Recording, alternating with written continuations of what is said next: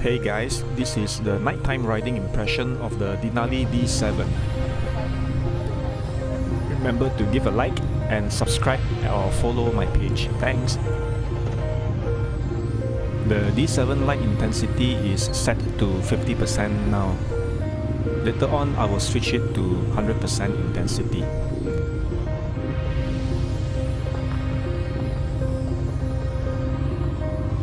I'm not sure why the D7 light in this part of the video is a little bit bluish compared to the earlier portion. Probably it's caused by the ambient light due to the street lamps. And here I've switched it on to 100% intensity. It is very bright.